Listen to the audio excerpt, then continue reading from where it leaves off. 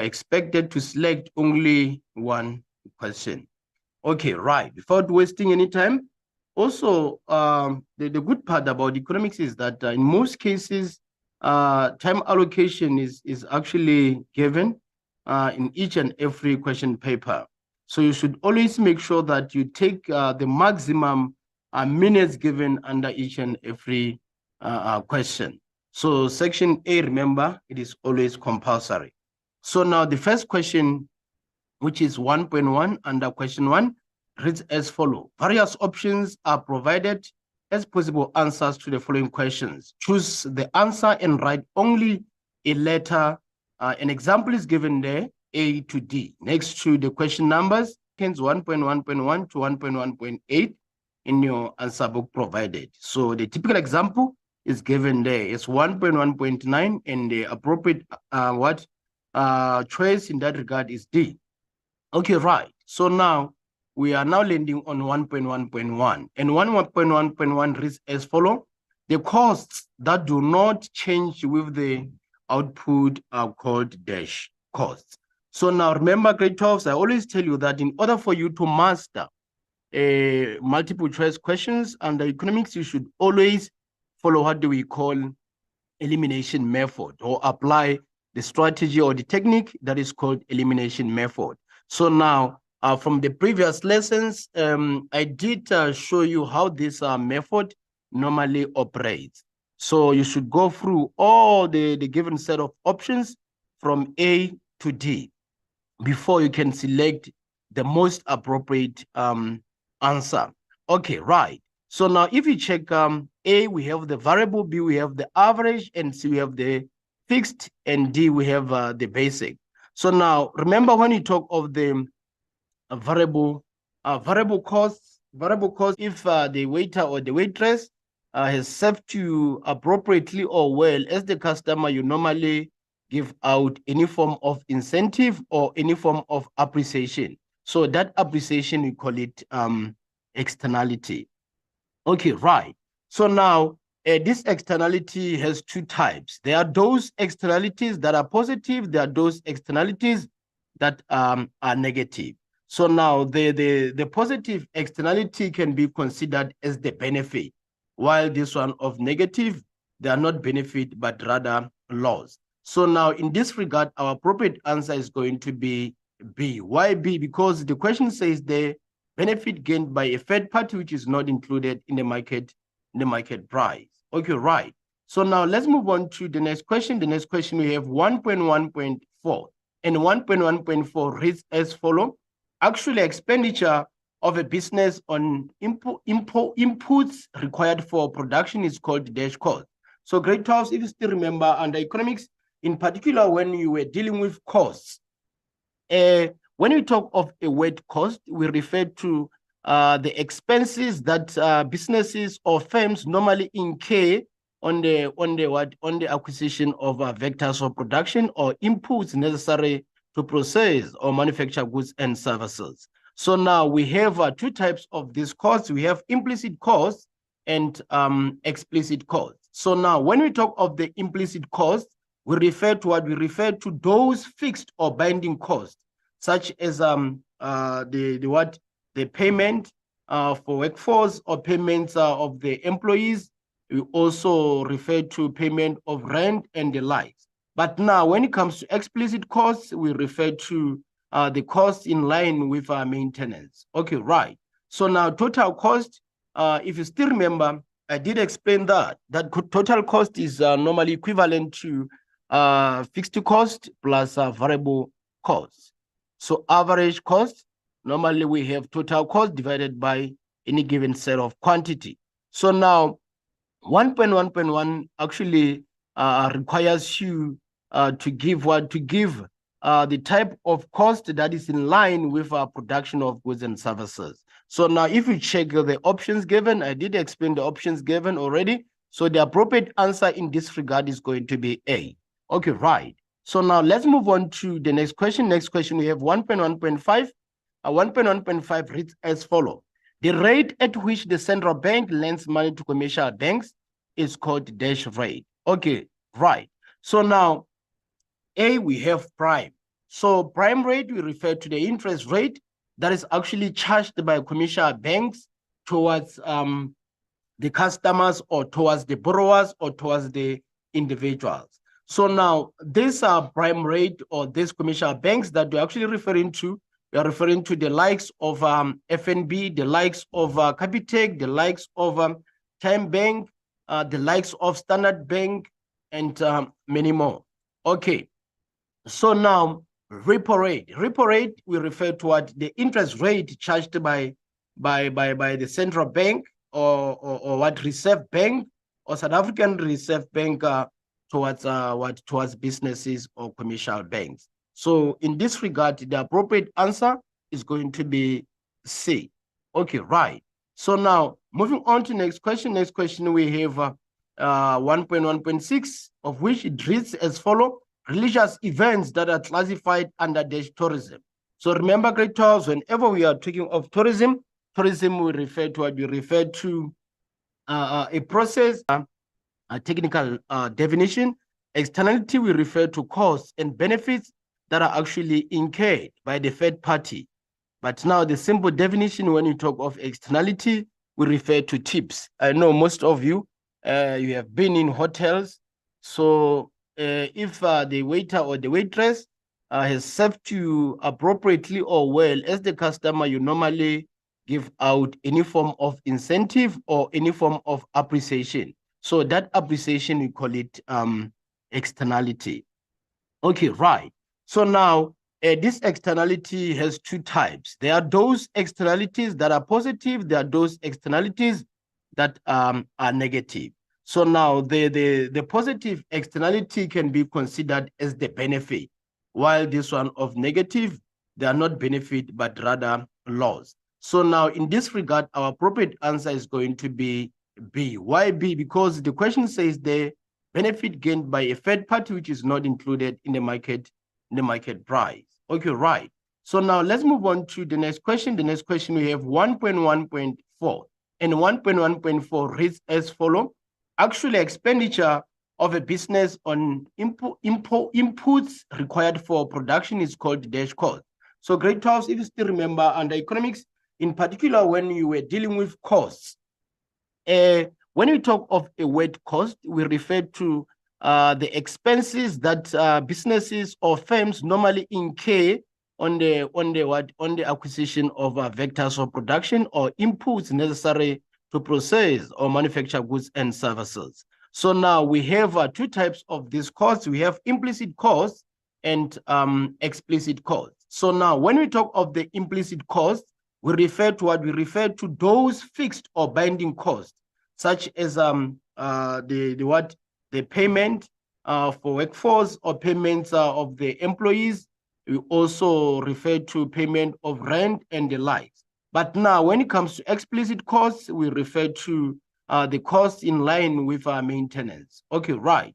So now total cost, if you still remember, I did explain that total cost is normally equivalent to fixed cost plus variable cost. So average cost, normally we have total cost divided by any given set of quantity.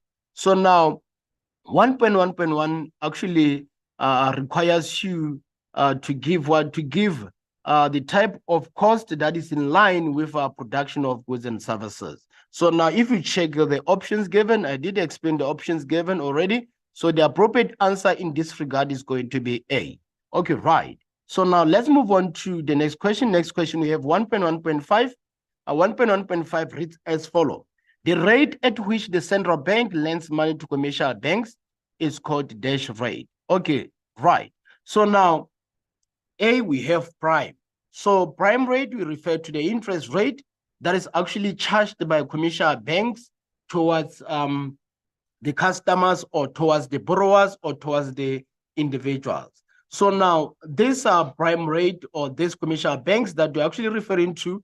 We are referring to the likes of FNB, the likes of Capitec, the likes of Time Bank, the likes of Standard Bank, and many more.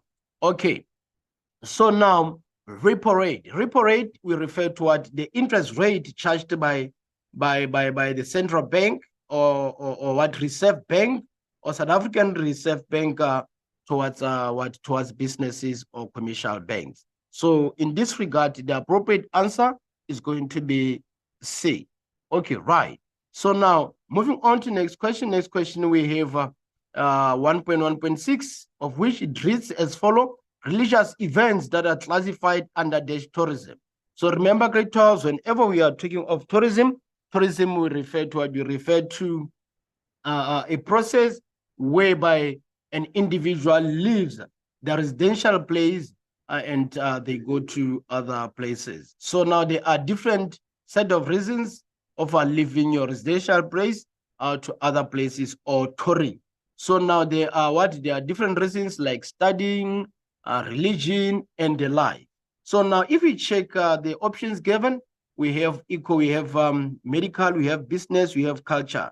So now in this regard, our appropriate answer is going to be what is going to be D, which is culture. So now let's move on to the next question. Next question, we have 1.1.7. It reads as follows: the international protocol, an agreement that focuses on the eradication of poverty as one of its goals, is known as Millennium Development Goals. So this is our appropriate answer. So let's move on to the next question. The next question we have 1.1.8, and 1.1.8 reads as follows: the ability of the environment to survive its use for economic activity is known as sustainability, which is A.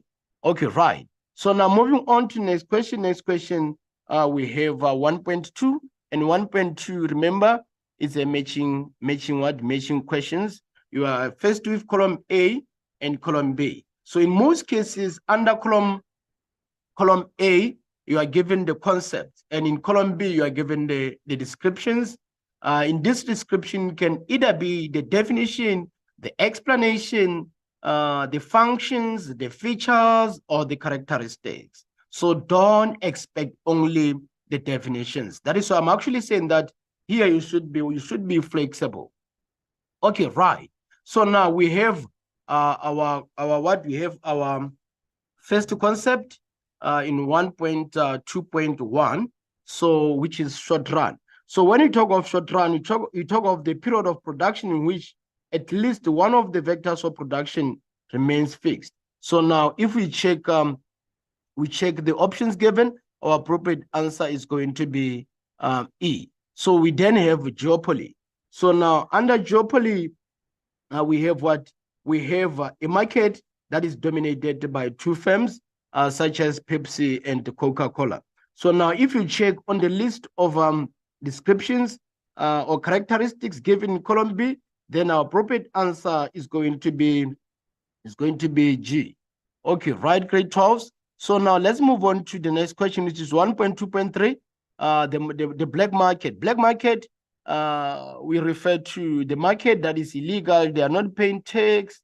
They are not following even the procedures that the market should always follow. So again, if you still remember grade 12s, whenever we talk of the market, we refer to a platform where goods and services are being bought and sold. So there are different classification of this platform. We have a physical market as well as electronic market. So now in this regard, our appropriate answer is going to be A. Okay, right. Moving on, we have 1.2.4, merit goods. So merit goods, we refer to in the price of vectors of production. It is going to affect only the producers, not the consumers. So now, if you check on the list of options given, our appropriate answer in this regard is going to be F. Okay, right. So now moving on to weighted index. So weighted index, normally it is in line with our consumer price index. And if you still remember consumer price index, it is what it is the general increase in prices of goods and services, and a person that is going to be affected in this regard is going to be a consumer. So now we don't only consider one item, we consider the basket of goods and services. So now in this regard, our appropriate answer is going to be H. Okay, right. So now moving on to 1.2.7, we have World Heritage Site. So now World Heritage Site, we refer to a landmark or area which is selected by United Nations as having cultural, historical, or another form of significance. So in this regard, our appropriate answer is going to be B. Okay, right, grade 12. So now we have the last term, which is deforestation under 1.2.8. Then appropriate answer for this is going to be D, which is the process where trees are removed from the land and not replaced. Okay, right, grade 12. Now let's move on to the next question. The next question we have 1.3. And remember 1.3, you are given a set of descriptions. Now you have to come up with one concept. Okay, right. So now 1.3.1 reads as follows: a market structure that produces unique product with no close substitute, that is nothing but monopoly. That is a monopoly. Then we have 1.3.2. When the average revenue is greater than the average cost of a firm, it means that a firm in this regard is making what we call economic profit. Okay, right, grade 12. Now moving on to the next question, we have 1.3.3. It reads as follows: a price set below the market equilibrium to make goods affordable to consumers. It is a price ceiling. Why is the government making sure that there is a maximum setting of a price so as to avoid consumer exploitation? So the appropriate answer here is what? Price ceiling. Price ceiling. Okay, right, grade 12. Now let's move on to 1.3.4. It reads as follows: a very high increase in prices that exceeds 50% per month. That is nothing but hyperinflation. Hyperinflation.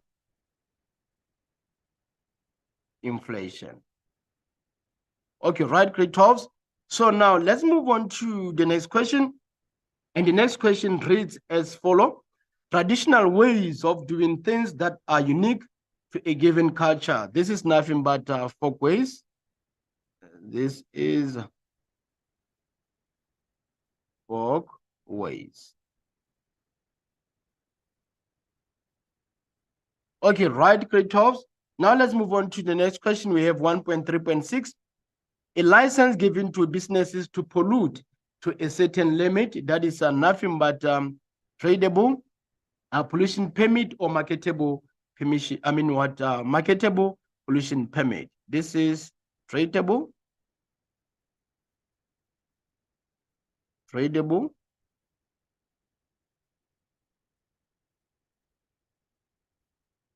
pollution permit.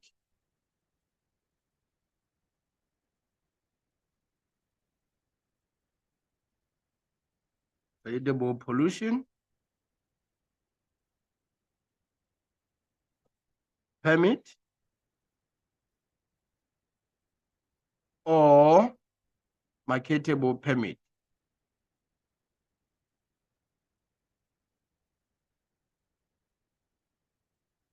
Okay, right, grade 12. So now let's move on to the next question, which is question 2 under section B. It reads as follows: answer any 2 of the 3 questions from section B. So now we are going to answer all given set of questions. So we are going to start with question 2. So now question 2 reads as follows. In particular, 2.1.1. Name any 2 forms of strategies that are non-price competition. So when it says non-price competition, it means that it shouldn't affect the price of goods and services. So now most of those strategies can be advertising.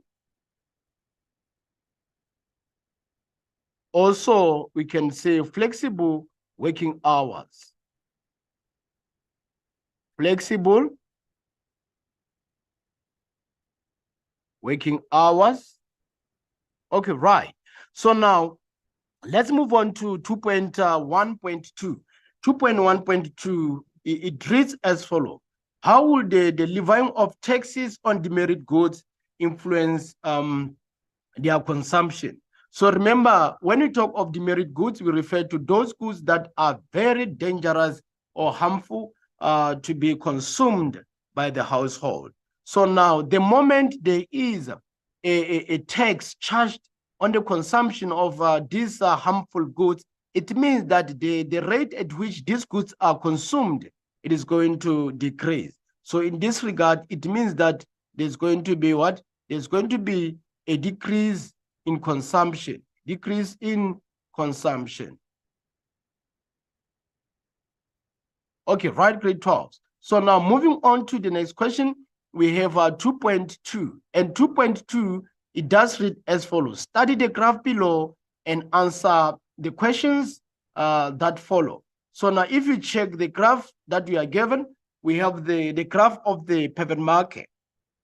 So now we have the marginal revenue, we have the average cost, we also have the average variable cost. So we have 3 demand curves given. Remember, under the pivot market, the demand curve is always horizontal. Why is it horizontal? Because all businesses under this market, they are price takers. No business has set its own price.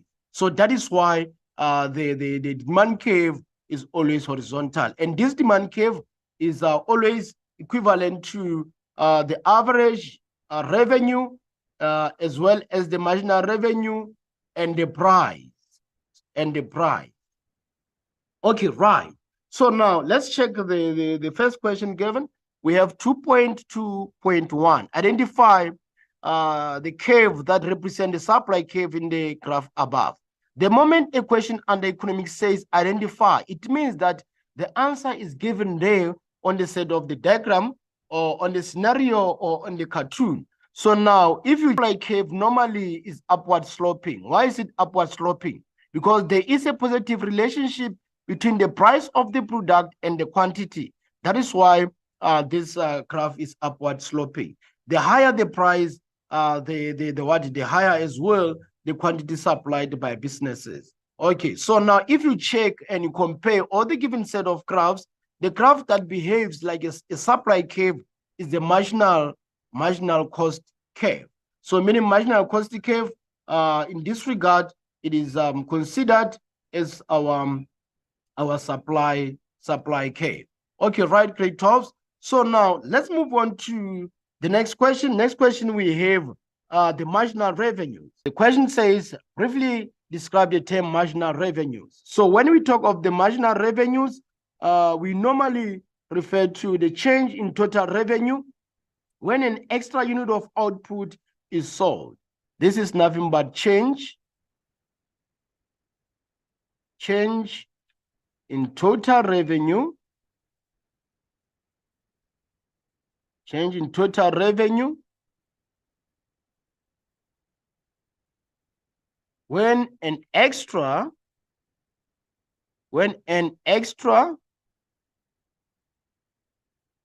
unit of output is sold. So mathematically, you can say that marginal revenue is equivalent to change in total revenues divided by change in quantity. So this is how you can mathematically calculate the given set of marginal revenues. So now the next question reads as follows. Why would the producer be reluctant or unwilling to produce 30 units or less? So now let's check. So now if you check here at B,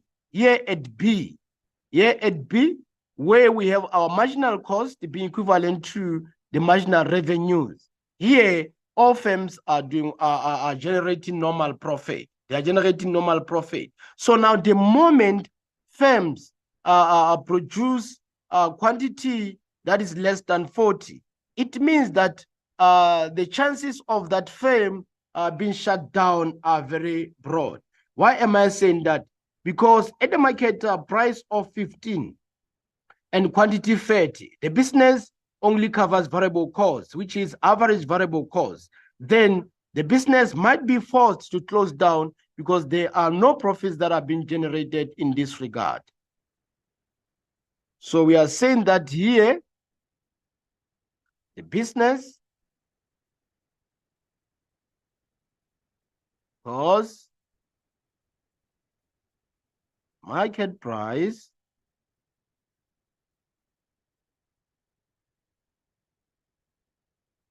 of 15 rands and quantity of 30 units. The business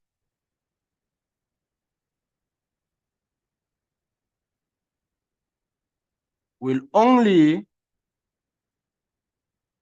cover variable costs. Then it might shut down. Why? Because no profits have been generated.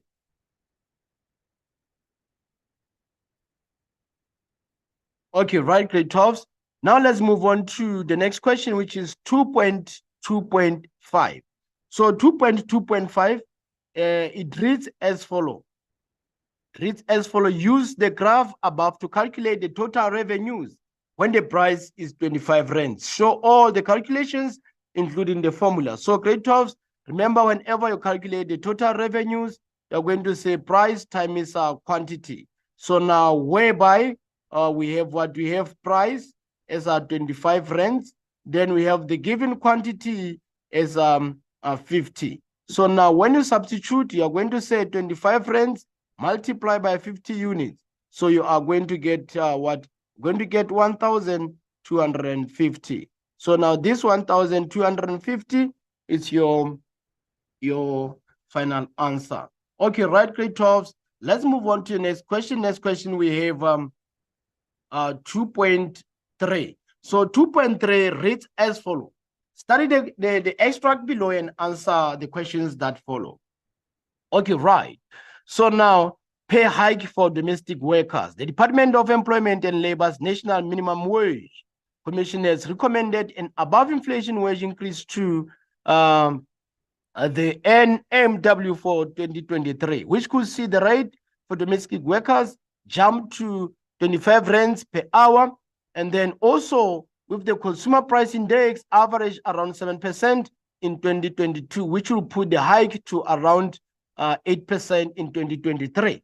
So an increase of 25 rands will push the monthly rate to over 4,000 for a worker who works 8 hours a day.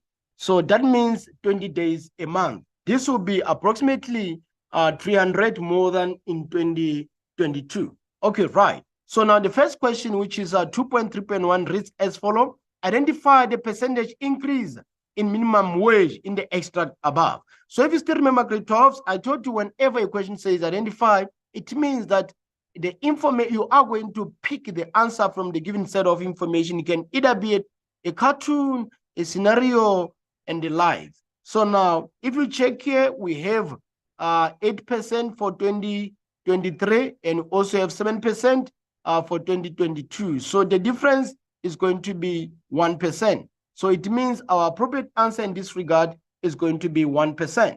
Okay, right. So now moving on to next question, we have 2.3.2. So it reads as follows. Name any one factor that influences the quality of the workforce. So in most cases, the workforce that we are referring to people that are aging between 15 years of age and 64. This is considered as the workforce in South Africa. So now this workforce in South Africa can only in the market, the imperfect competition. It means that there is no competition amongst businesses that are operating under the same sector. So this can either cause the supply of the goods and services to be higher than the demand of goods and services, or reverse can be the case where we have the demand of goods and services being greater than the supply of goods and services.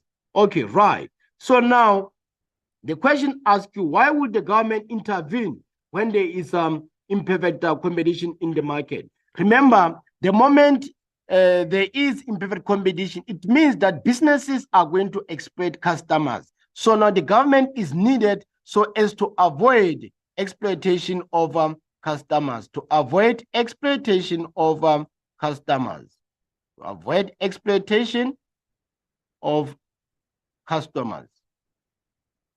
Okay, right. So now moving on to the next question. Moving on to the next point also is to avoid the market failure. Avoid market failure. Right. So now let's move on to the next question. Grade 12, we have 2.3.5 that reads as follows. How will minimum wages negatively affect the employees? So remember, minimum wage, when you talk of the minimum wage, we talk of a certain limit that businesses, organizations should pay their workers. So here in South Africa, the minimum wage is 3.5. Okay, right. So now, how would minimum wage negatively affect the payers or the producers? So as a producer, the moment each and every employee needs a higher pay, so that means there is going to be a lot of expenditures in terms of salaries payments. Also, all workers will want to earn more money. Right. So now we are saying that employers,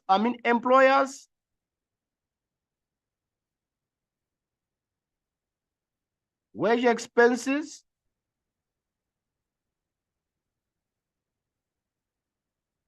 shall increase, which is bad. So the next one, we are saying that all workers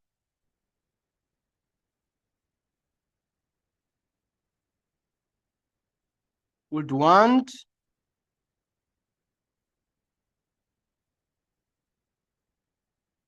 to earn more money. Okay, right, grade 12. Now let's move on to the next question. Next question we have 2.4. So 2.4 reads as follows. Discuss the role of competition commission and the competition tribunal as institutions that promote competition in South Africa. If you still remember, it is very healthy for businesses to always compete with one another. Why? Because the moment businesses compete with one another, that is going to give a variety of choice on the side of consumers. And also that is going to help consumers to buy goods and services of higher quality. So now let's check the role of this competition commission. The role of competition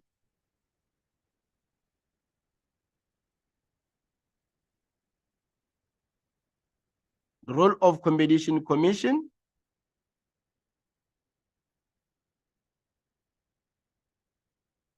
Number one, they are monitoring competition levels and market transparency in the economy.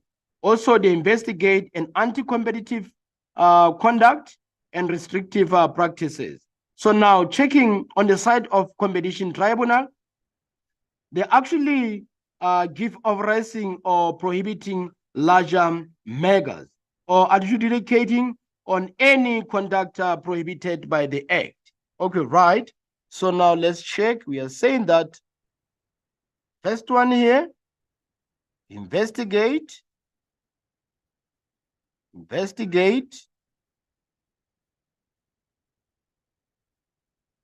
an anti-competitive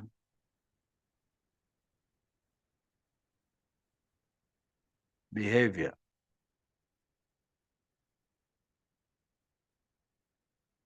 Okay, right. And also monitoring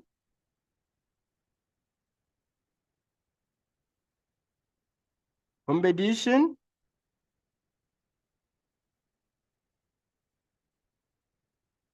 levels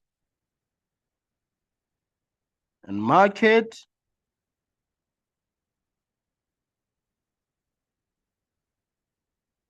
Transparency.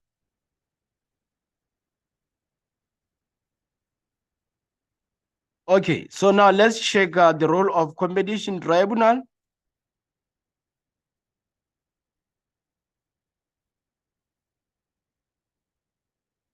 Okay, right, we said that authorizing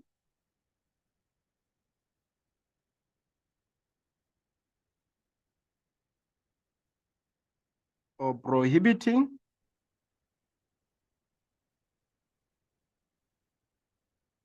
large megas.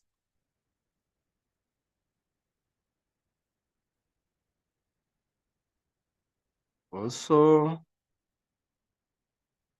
adjudication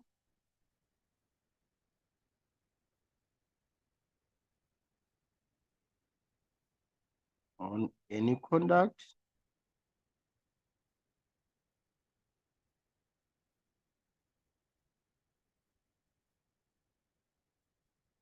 prohibited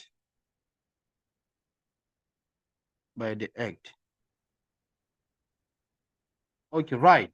So now let's move on to the next question. Grade 12, we have 2.5. It reads as follows. How will the provision of subsidies to producers positively influence the economy?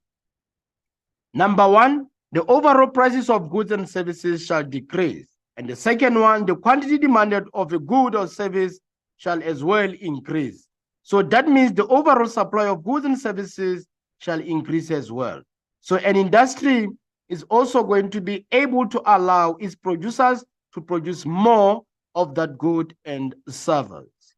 You're saying that an industry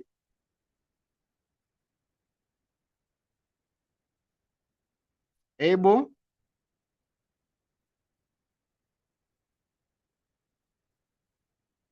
allow its producers to produce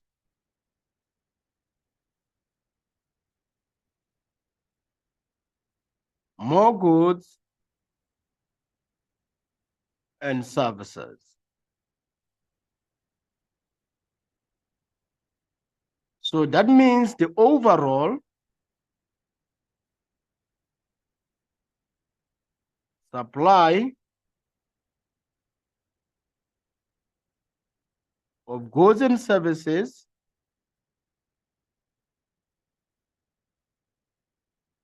shall increase. So the moment the overall supply of goods and services increase, that means the quantity demanded,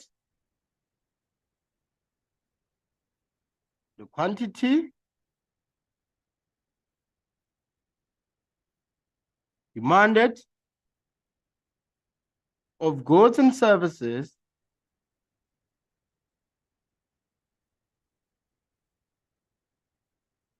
shall increase.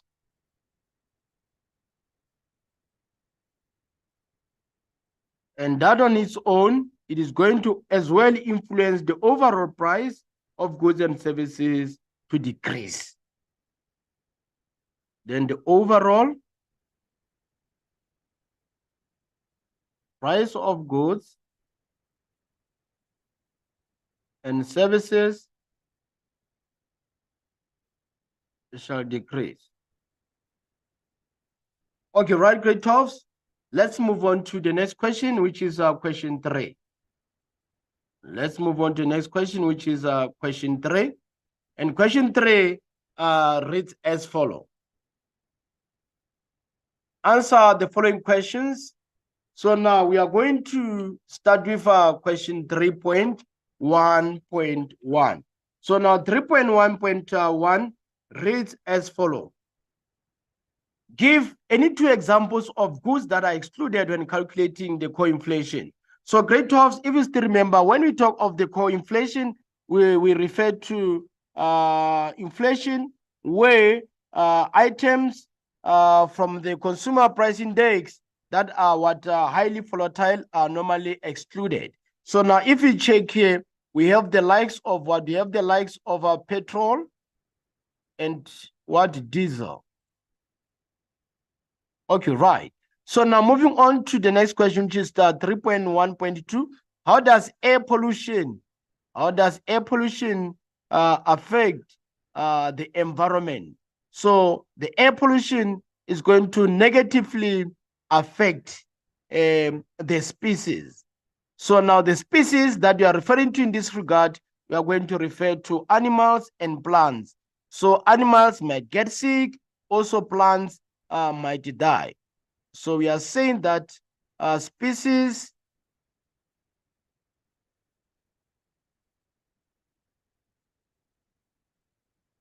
animals and plants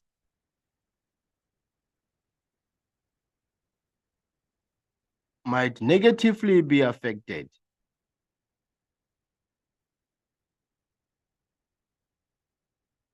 Animals might get sick and plants might die. Okay, right. So now let's move on to 3.2.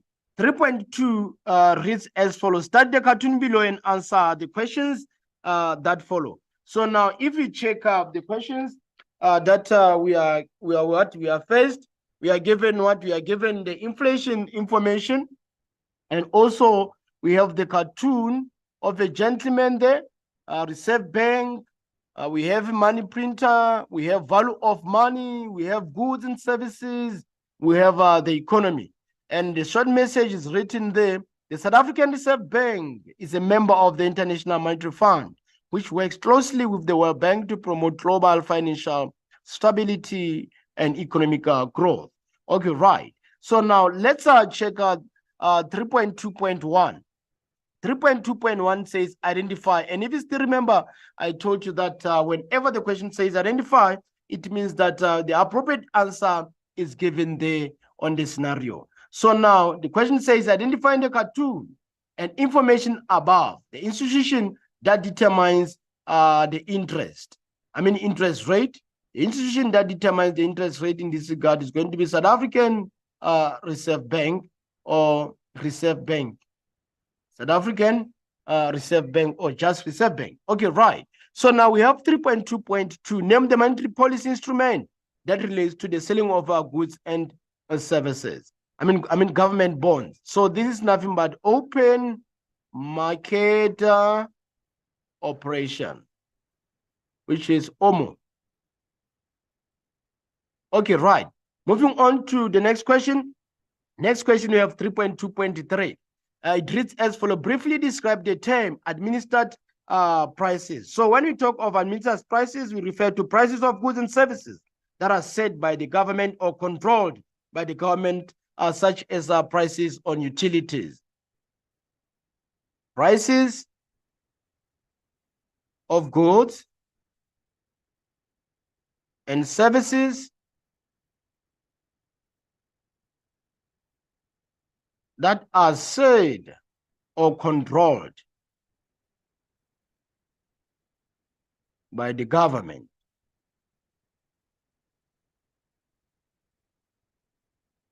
So now, e.g., we have the price of utilities like electricity and the likes. Okay, right. So now moving on to the next question, we have 3.2.4. Explain the benefit of a general price increase for debtors in an economy. Explain the benefit of general price increase for debtors in the economy. So remember, whenever we talk of debtors we refer to people that owe the business. So the moment there is a general increase on the price level of goods and services, then it means that debtors are going to gain. Debtors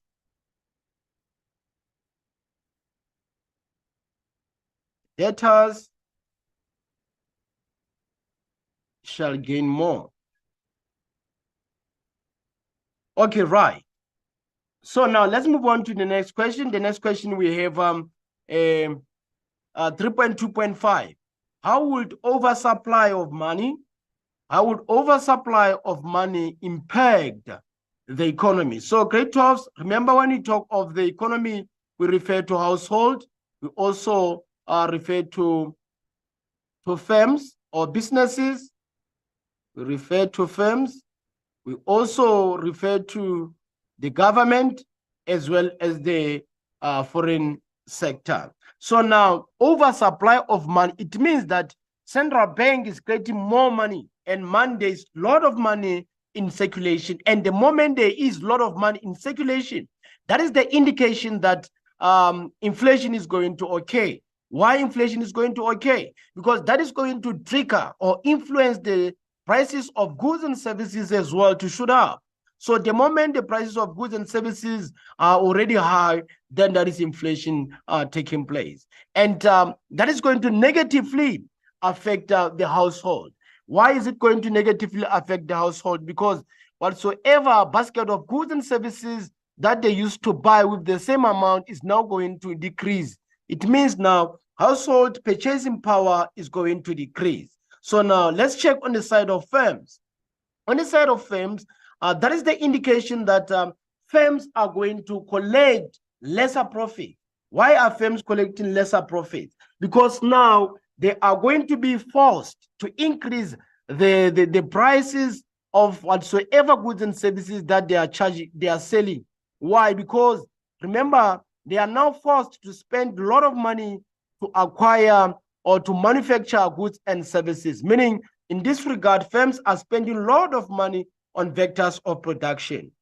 So now, the moment firms are paying a lot of money on vectors of production, then they'll be forced to increase the price levels of goods and services that they are selling. So now, the moment what these customers are not coming or buying a lot of goods and services, because now money doesn't have what power, or money is not strong at all, then firms as well are going to fail to pay tax to the government. And the government is now going to struggle to carry its mandate of issuing out grant. Okay, right. So now let's move on to the next question. Next question, we have 3.3. So 3.3, it does read as follows. Study the extract below and answer the questions that follow. International measures to address environmental problems.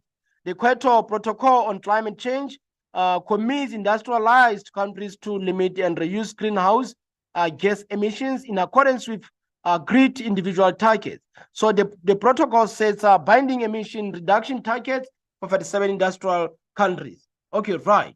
So now the Stockholm Protocol and the B.SAM Convention are other international measures that address environmental problems. Okay, right, grade 12.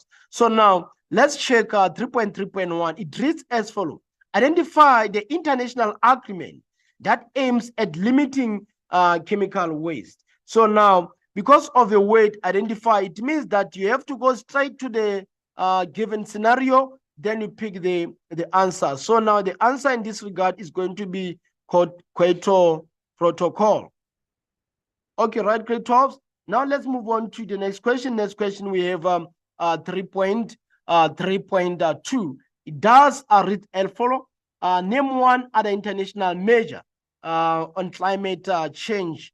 So now if we check the measures here, we have Stockholm and the B.SAM Convention. So now here, our appropriate answer can be the Stockholm Protocol. Okay, right. So now the next question, reads as follow. The next question reads as follow. Briefly describe the term global warming. So when we talk of the global warming, we actually refer to a gradual increase in the overall temperature of the Earth. Here we refer to a gradual increase in the overall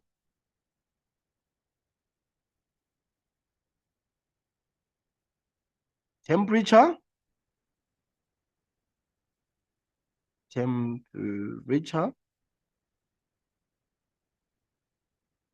of the year. Okay, right. So now moving on to next question, we have 3.3.4. It reads as follows. What is the impact of hazardous waste on the environment? So now, if we check the hazardous waste, this is nothing but toxic metal waste. This is toxic metal waste. Toxic metal waste. So now, if we have toxic metal waste, it means that this is going to affect our soil. It will reduce soil fertility. Reduce soil fertility. Okay, right. So now let's move on to the next question. We have 3.3.5. Why have international measures to reduce the effects of climate change fail? It did fail because of what? Because of corruption in other countries. Corruption and lack of resources. Lack of resources in other countries. And also failure to comply with the rules and regulation. With the rules and regulation. Okay, right. So now moving on to next question. Next question we have 3.3.4, and 3.4 reads as follows. Briefly discuss the consequence of inflation on taxpayers and industrial stability. So now, grade 12, when we talk of the consequence here, we are referring to the results. What would be the results? The results after inflation towards the taxpayers and industrial stability. So now here, taxpayers that you are referring to here, we can refer to households. We can also refer to firms, as well as what? As well as foreign direct investors. Okay, right. So now let's check this industry. When we talk of a word industry, we refer to what? We refer to group of businesses that sell the same product, of businesses that sell the same product. That is what an industry. For typical example, we have food industry, we have clothing industry, and the likes. So now let's check what can be the results of what can be the results on taxpayers if there is inflation taking place. So if there is inflation taking place, it means that the purchasing power of the household is going to decline. The moment the purchasing power of the household declines, now people are going to be reluctant to buy goods and services from the firms. And the moment goods are reluctant to buy goods and services from the firms, it means that now firms are not going to generate enough profit. Also, on the side of firms, it means that now these firms they are going to incur a lot of costs or a lot of expenses when they produce their goods and services. And the moment they spend a lot when they produce goods and services, that is going to also influence them or drive them to increase the prices of their goods and the services. And the moment prices and goods and services are high, households are not going to come to the firms to buy.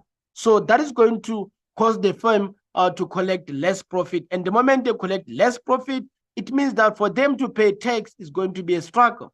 The same thing with the household. Now, if they have low purchasing power, it means that for them as well to pay tax is going to be a struggle, because now even their salaries and the wages, it means that they are going to be affected, because now the prices of goods and services, they are now high whatsoever that they used to chase with the salaries that they they are earning, now it's going to be struggle. Also, the expenditures, now it's going to be struggle for them. Okay, right. So now let's move on to the industries. What will happen to industry stability? There won't be any stability in industries. There's going to be there's going to be instability in different set of industries. Why is that the case? Because remember, for businesses now to engage in production of goods and services, they are now spending a lot of money. And the moment they spend a lot of money, that is going to cause them as well to increase the prices of goods and services so as to make profit.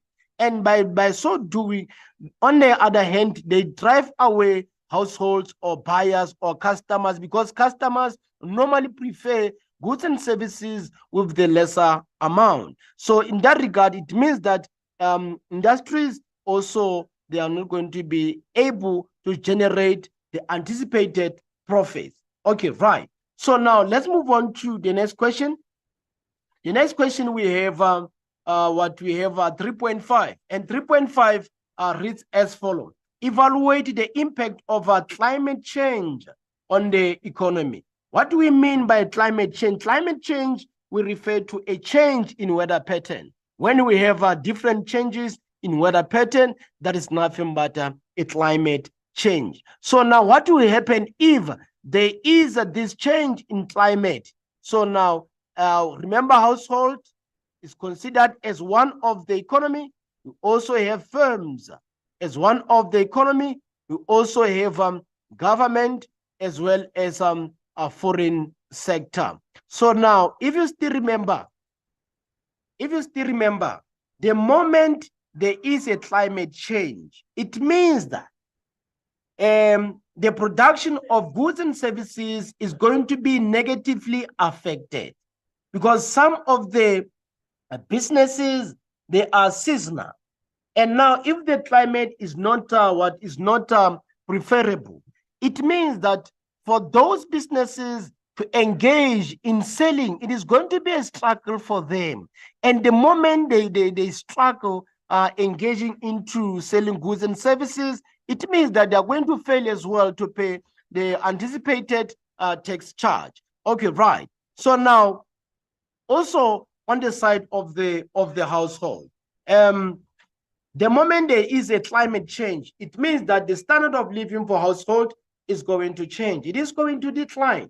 How decline? Because now for the household to produce goods and goods or to plant whatsoever crops, for them it is going to be a struggle. So the moment they struggle as well to plant or grow their own crops, that means that the standard of living is going to drop. Okay, right. So now moving on to the side of the government. The government mandate is to collect the tax from the household and the firms. And the moment household and firms are struggling to generate enough income, or they are failing to generate whatsoever money they have anticipated, then it is going to be a struggle for them to pay tax to the government as expected. Then the moment they fail to pay tax, it means that the government, in the same manner, it is going now to struggle as well to carry out its mandate, the mandate of providing price stability in an economy. Also the mandate of giving out grants to the household. Remember, here in South Africa, we have different set of transfers. So now we have child grant. So it means that for South Africa to be able to finance that child grant, it is now going to struggle, because their major sources of revenue is strictly from tax collection. So in the same manner, the foreign sector is also going to be affected, because now for South African economy to be in the position to export its goods and services that have been locally produced, now it's going to be a struggle. It means that now a South African economy is going to be forced to import goods and services from other countries, which is bad, because for an economy to be performing, it has to have more of the export than import. Why are we saying so? Because that is the indication that local businesses are able to produce or manufacture enough goods and services for its inhabitants. So now, after manufacturing enough goods and services for its inhabitants, then it can actually be in the position now to sell to other countries. Okay, right. So now, let's move on to the next question, grade 12. Next question, we have question 4. Okay, right. So now, question 4 reads as follows. Answer the following questions in this question. So now let's check out 4.1.4. So 4.1.4, it does read as follows. Name any two redress methods used to redistribute wealth. How do we redistribute wealth? Or what is this wealth? When we talk of wealth, we refer to accumulation of assets over time. So now when we redistribute, it means that we are taking assets from those who have a lot of assets, and then we give them to those with lesser assets. So now one of the methods that can be used in this regard can be taxation. So remember, here in South Africa is using what progressive tax method to take out the funds from those who are earning higher towards those who are earning less. So also this can be done via inheritance. Inheritance. Okay, right. So now let's move on to next question. Next question reads as follows. Why do markets fail to sustain the environment? Okay, right. So now, what do we mean by the markets? When you talk of the markets, we refer to platform where goods and services is being bought and sold. So now this platform has two classifications. We have the physical platform as well as the electronic platform. Physical platform, we refer to transactions that are taking place physically, face-to-face. A person goes to the market to pick up whatsoever good or service that they want. So now, when it comes to electronic market, here transactions are being performed via internet. You can use your computer to purchase goods and services. As for typical example now, we have seen a lot of South Africans, they are now buying goods from China, and they buy online. That is called what? That is called electronic market. Okay, right. So now the question reads as follows. Why do markets fail to sustain the environment? The markets fail to sustain the environment because some of the businesses produce what? Toxic goods. So now those toxic goods, they act as a pollution towards the environment. Some businesses produce toxic goods that can be harmful to the environment.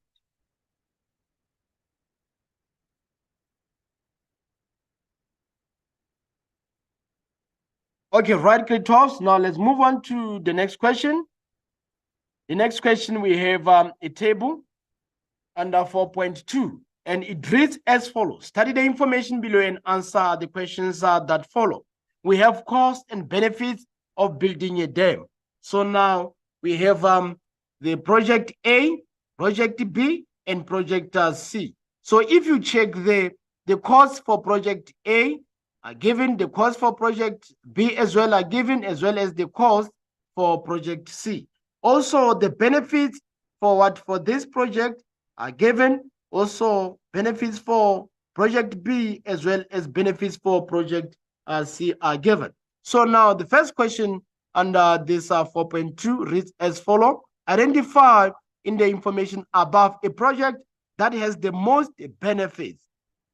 So if we check here, the project that has the most benefits, it means that we are going to check the benefits here. These are the benefits. These are the benefits. These are the benefits. So if we check here, A, benefits, we have 20,000. Then B, project benefits, you have 13,000. And then C, project benefits, you have 23,000. So in this regard, it means that project C is the one that is having most benefits compared to other projects. So it means this one is worth taking. Okay, right. Why am I saying worth taking? Because if you check, we have what we have. Okay, let's check. Okay, let's check the costs. The costs here for A. Let's go back. Cost for A, it is 10,000. So the difference here is going to be 10,000 difference. So here it is the cost is 15,000. Then the benefits 13,000. Okay, right. So now here the appropriate answer is C. Okay, right. So now let's move on to the next question. The next question we have 4.2.1. It reads as follows. Name any one possible social benefit of building a bridge. So this is nothing but to facilitate easy movement. To facilitate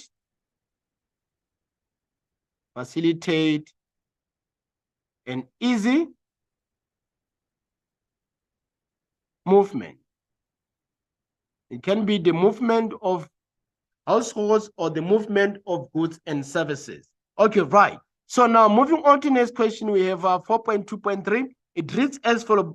Briefly describe the term social cost. So now social cost includes the benefit, the private benefit, as well as the external costs considered to be added. Okay, right. We are saying that this includes the private and external costs being added. Okay, right.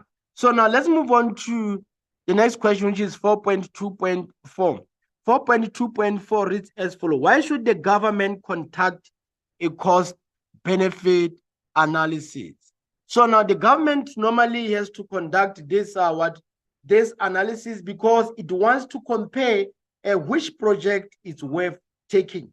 Remember, the government doesn't want to spend most of its resources on projects that are less beneficial. So we are saying that to check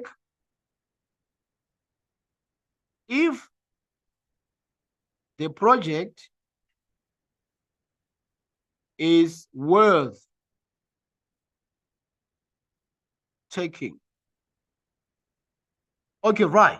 So now let's move on to 4.2.5. 4.2.5 reads as follows.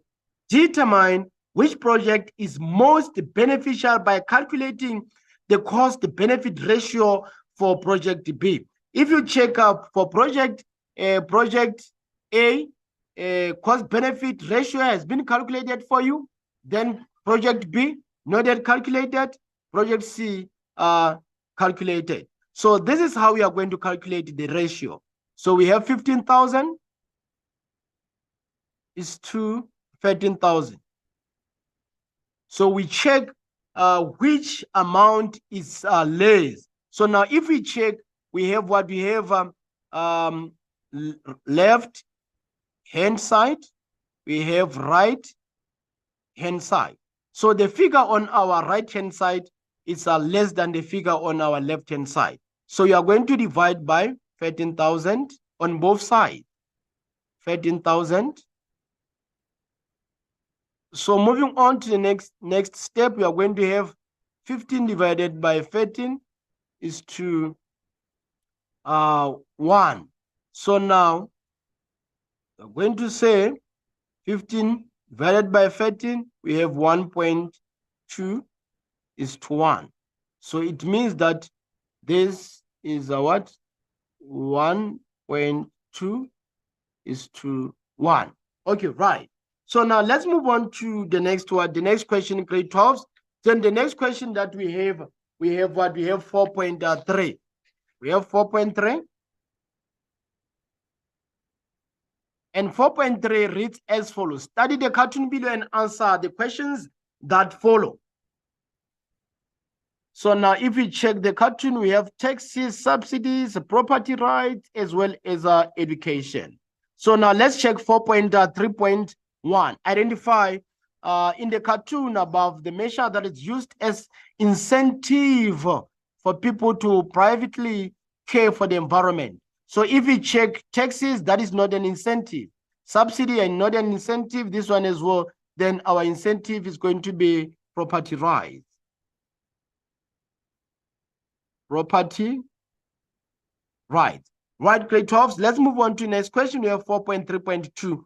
Name the type of tax that is levied on goods that generate external environmental costs. So these are nothing but marketable permits.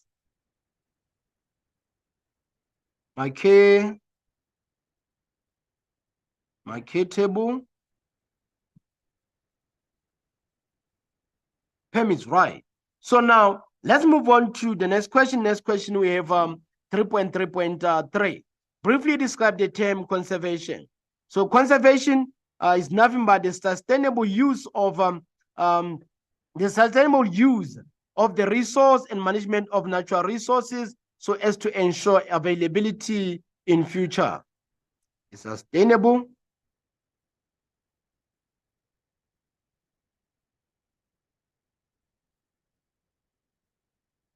and management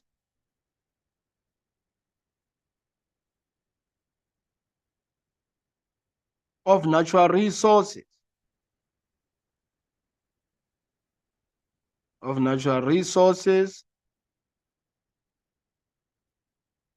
To ensure availability in future.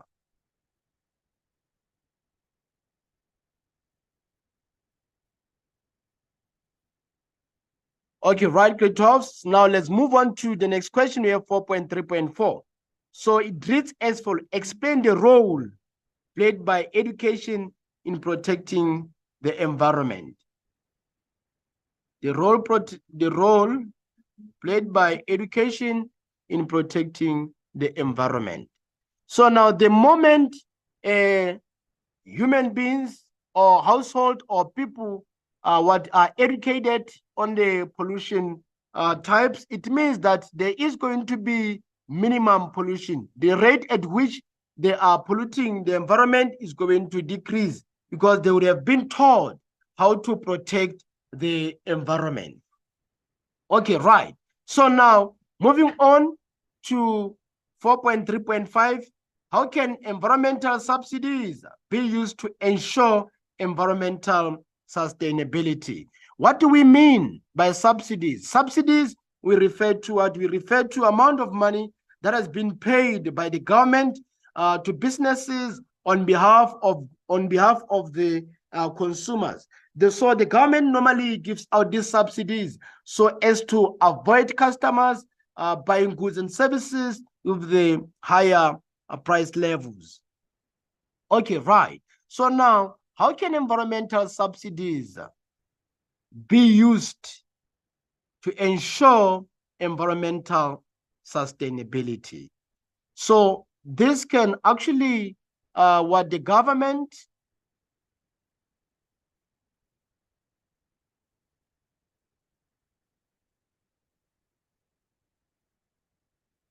should always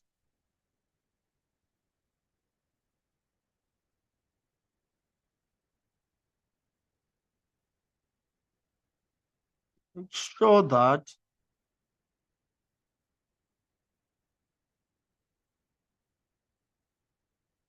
they subsidize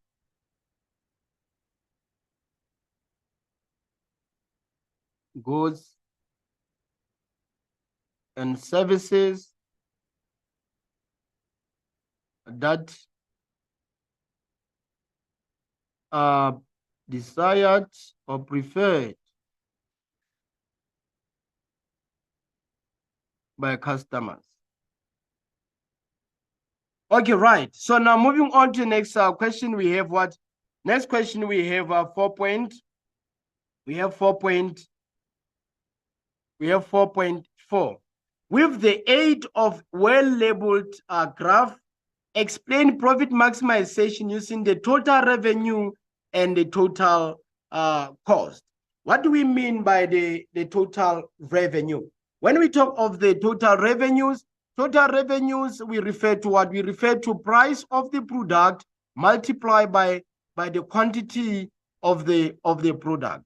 So now let's check the total cost. So when we talk of the total cost, we refer to what? We refer to fixed cost plus variable cost. So now let's check the behavior of the profit maximization under these two. So what do we mean by profit maximization? Profit maximization, we refer to a point where marginal revenue is equivalent to marginal cost. So in this regard, it means that the level at which businesses are collecting profits is going to be very high. Okay, right. So now moving on to 4.5, evaluate the success of inflation targeting.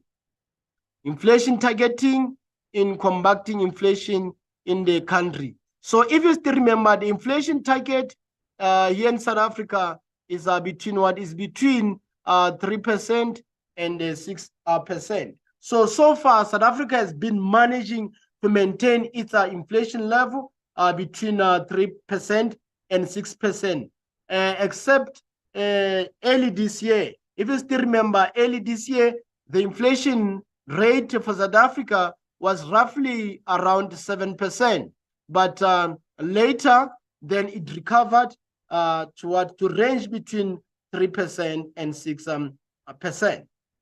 So in this regard, South Africa or South African economy, it is actually managing to combat, or is managing to achieve its target range of 3% and 6% up to this far. Okay, right, grade 12. Now we have landed on section C.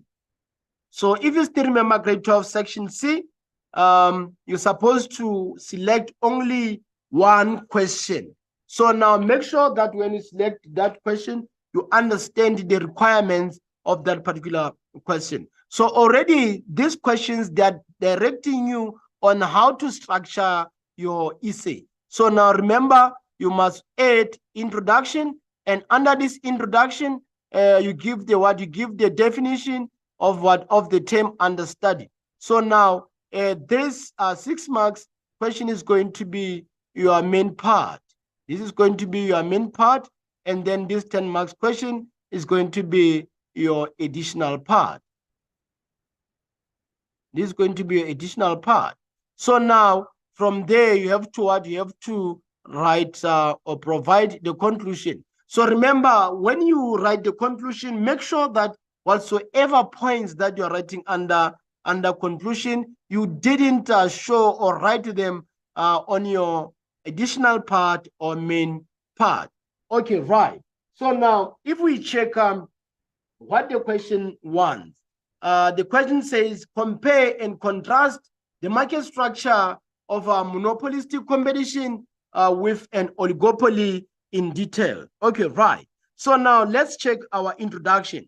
Our introduction, we can say an oligopoly exists when a small number of large companies are able to influence the supply of a product or service in a market. So also monopolistic competition is a combination of perfect and imperfect competition.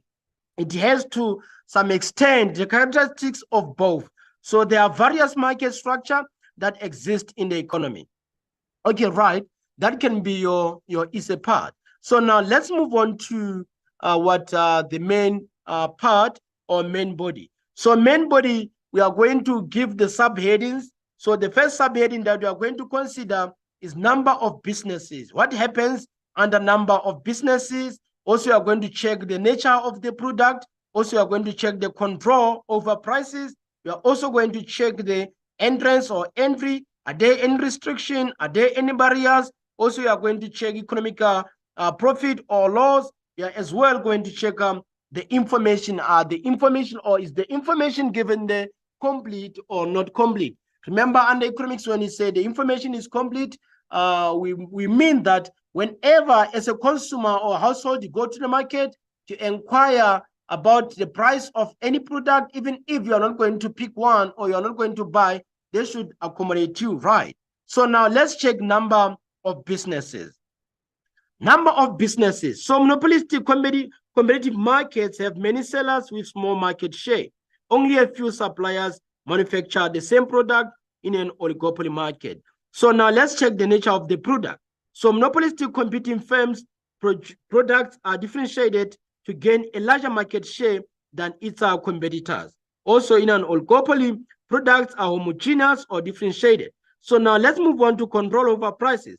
So producers in oligopoly or under oligopoly has considerable control over the price of their products, although not as much as in a monopoly. So also still under control of price, businesses in a monopolistic competitive market have limited control over the price. So now let's check the entry as a characteristics. So producers in a monopolistic competition market have no barriers to entry, and new firms can enter the market anytime they desire to enter the market. So now let's check the entry is not easy in oligopolistic market. This is due to brand loyalty, and it also requires a large capital outlay. Okay, right. So now let's move on to economic profit or loss. In the short run, both market type can make economic profit, economic loss, and normal profit. So if oligopolies operate as a cartel, firms have absolute cost advantage over the rest of the competitors in the industry. So abnormal high profits may be result of joint decisions in an oligopoly. So now only normal profits are possible in the long run for firms in a monopolistic competition. Okay, right. So now let's check coalition. So in an oligopoly, producers make formal agreement between firms to collide. So this is called a cartel. A cartel is a group of producers whose goal is to form a collective monopoly in order to fix prices and limit supply and competition. So for a perfect competition, only secret communication between sellers is actually possible. So in an oligopoly market, a dominant firm will increase the price of a product in the hope that its competitors will see this as a signal to do the same thing. So this is referred to as price leadership and is an example of tacit collision. So in a monopolistic competition, collision is impossible due to many sellers. Okay, right. So now let's check decision making under this too. So an oligopoly is characterized by mutual dependence. The decision of one company will influence other businesses. So the decision of producers in monopolistic competitive market is influenced by other competitors. So now let's check the demand curve. So the demand curve of a monopolistic competitive firm is downward sloping by relatively elastic.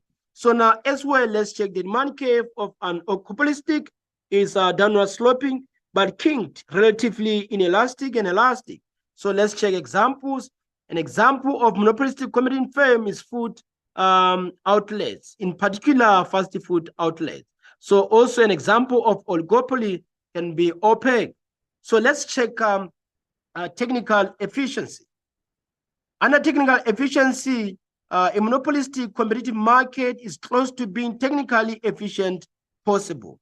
Also, technically efficient is possible for an oligopoly. So now let's check allocative efficiency. Allocative efficiency is that under oligopoly is not allocatively efficient. A monopolistic competition market is close to being allocative efficient. Okay, right. So now, trade-offs, let's check our additional part. So now our additional part, we have a collision. So the question reads as follows. How can collision negatively affect the economy? Remember, coalition is when businesses are now joining venture or now they're having alliance.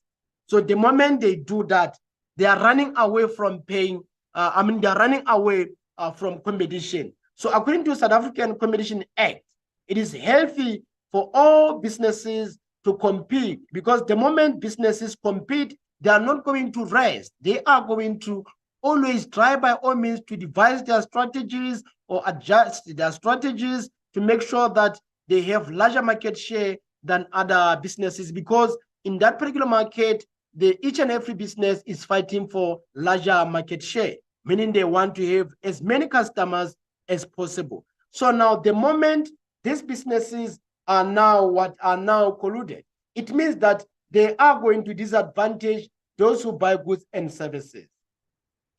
Households are not going to have a variety to choose goods and services that they want to choose. Also, the household, they are now going to be disadvantaged in terms of what? In terms of quality of goods. It means now the standard of goods and services is going to be low. So the moment the standard is low, then that is a clear indication that households are going to buy goods and services of low standard.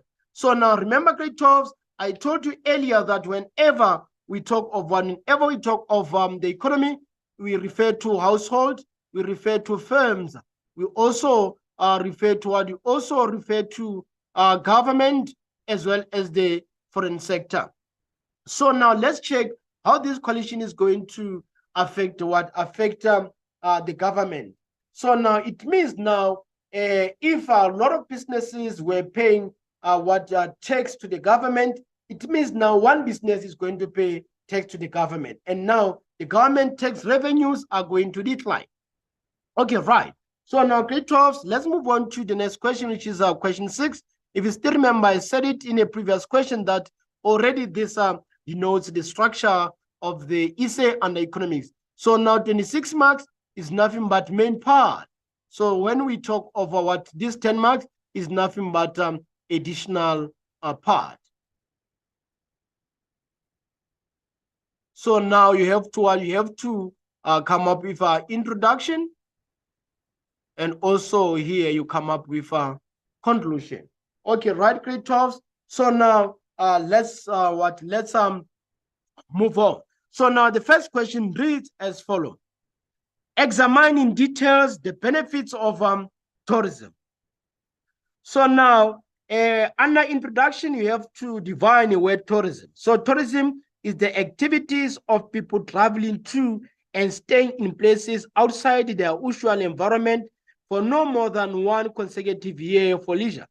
So businesses and other purposes not related to activity remunerated from within the place they actually visited.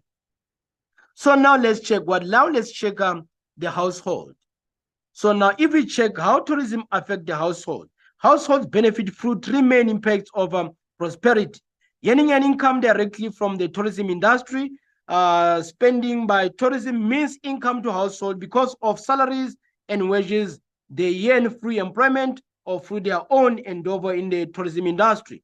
So improve infrastructure for tourists, but can be used by the local people. E.g., we talk of soccer city like F&B, stadium, hotels, roads, water supply, and electricity, and the like. So skills, tourism requires a variety of skills for which education and training are actually needed. So now let's check on the side of businesses. Economic and basic services infrastructure is usually provided by the public sector, which is the case in South Africa. So this is used as a foundation of superstructure. So in tourism, such as superstructure consists of businesses that provide accommodation, transport, build, attraction, retailing, recreational services, and the likes. They are normally private sector activities and make up the profit generating element of a tourist destination. So a combination of public and private sector finance are used to develop destinations. So in particular in South Africa, Triple P is the corporate form for this. So now the public sector also provides a range of financial incentives for private sector tourism. So here, for typical example, we have grants, subsidies, loan, tax rebates, and the likes. Apart from the traditional opportunities in the formal sector, there are many informal and less traditional opportunities. These serve as stepping stories for previously neglected groups in the tourism business. So also entertainment, laundry, transportation services, car rentals, craft, curious sales, walking tour guides, and tour of scientific places. Okay, right. So now let's check on the side of the government. The main avenue for the government to benefit from tourism is through the levy of taxes. It is customary for governments to levy what specific taxes on tourism sector, such as taxes to actually have different purposes. So to recover external costs, to raise revenues. Also, the most common forms of raising public income from tourism are import, departure taxes, air ticket taxes, taxes on hotel room occupying as well. Then we have foreign tourists who visit South Africa as pay all the normal expenditure taxes, such as a value-added tax and the likes. So now let's check infrastructure development. Adequate and well-maintained physical and basic service infrastructure are essential for tourist destination. These are normally shared by residents and visitors alike. So now the government has prioritized economic infrastructure, including elements such as ports, beaches, rivers, lake access to support tourism growth. So most economic corridors have tourism as an important or essential focus. So the triple Ps are sometimes used for development of infrastructure. So in addition to physical and basic service infrastructure, tourists as well as residents also require social infrastructure. For example, ambulance services, medicines, clinics, hospitals, police stations, and the likes. So now let's move on to our additional part where it reads, how can South Africa's tourism profile be used to promote tourism in South Africa? Okay, so now let's check how this profile can actually help South Africa.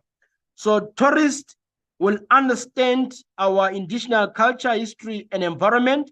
Also employment opportunities because of additional jobs which are created through high increase in tourist visiting. So also we check the increase in the value of our money in relation to our countries. Okay, right. So now let's conclude this essay. So tourism can also have a negative impact to the countries such as drug trafficking, increased crime rate, inflation, and pollution. Okay, at this juncture, Great Talks, I would like to say thank you.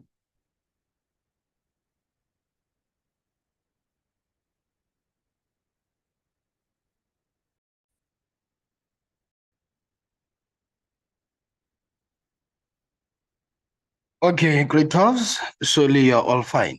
So today we are going to discuss economics paper 2. So it's the final paper that was written today. That was written yesterday, sorry. So now, Great Talks, I always tell you that the first thing that you should always do whenever you receive the question paper for economics, you should always make sure that you go through the different set of information and instructions given. So remember, it is so important to go through the instructions and information given. Why? Because they are actually considered as part of the examination. So now if you still remember the structure of economics paper, we have 3 sections, which is section A, section B, and section C. So section A is compulsory, and it carries 30 marks. Section B, you are given 3 questions, and the expectation is only to choose 2 questions, of which 1 question carries 40 marks. And again, we have the last section, which is section C. Section C, in most cases, you are given 2 questions.